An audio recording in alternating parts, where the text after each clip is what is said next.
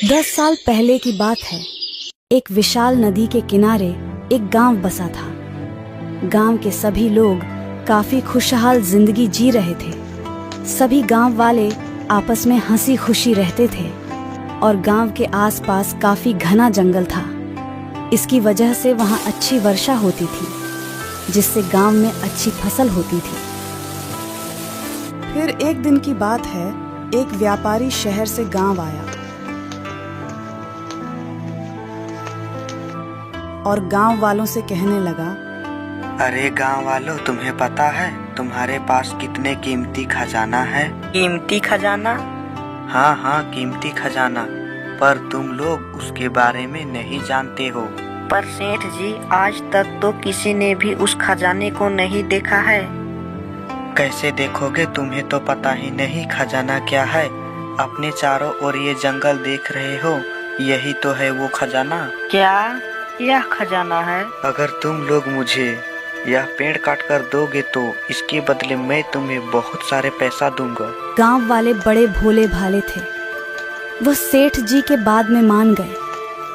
उन्हें इतना भी नहीं पता था कि पेड़ काटने से क्या नुकसान होगा। अब सभी गांव वाले जंगल को काटने लगे।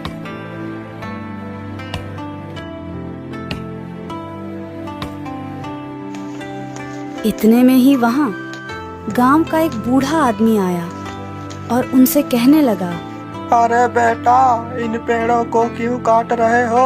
अगर सारे पेड़ कट गए तो गांव में अकाल पड़ जाएगा। अरे बूढ़े आदमी, जाओ यहाँ से, हमें अपना काम करने दो। धीरे धीरे करके पूरा जंगल खत्म हो गया। तभी वहां सेठ जी आए और उन्हें पैसे देकर सारे लकड़ियां ले जाते हैं। फिर क्या था, ठीक उसके अगले साल ही गांव में अकाल पड़ जाता है। नदी तालाब सूख गए थे।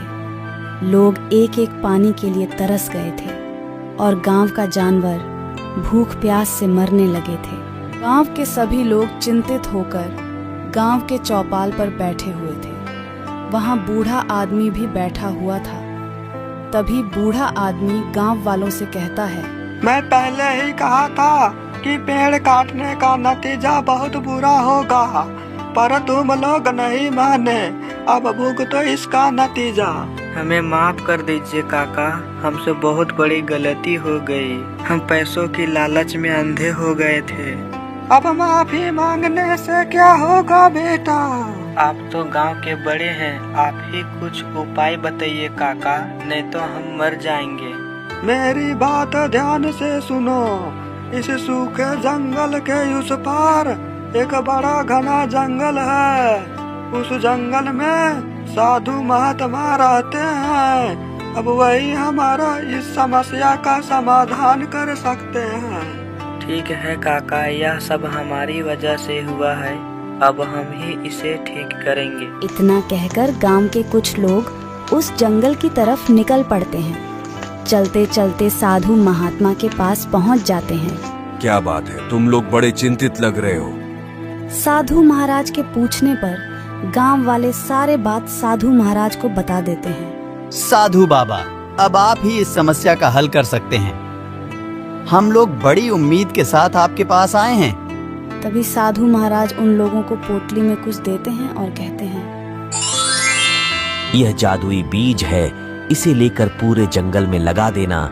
इससे बीज से रात भर में पौधे निकलकर बड़े हो जाएंगे और ऐसा करके ही तुम्हारे कर्मों का प्रायश्चित होगा। अब गांव वाले बीज लेकर खुशी खुशी अपने गांव वापस लौट आते हैं और सारे बीज को वीरान जंगल में लगा देते हैं। और फिर क्या था, सुबह होते ही चारों तरफ हरियाली ही हरियाली होती है और फिर खूब वर्षा होती है और सारे फसल लहलहाने लगाने लगते हैं। पूरे गांव में पहले की तरह शांति और खुशहाली होती है।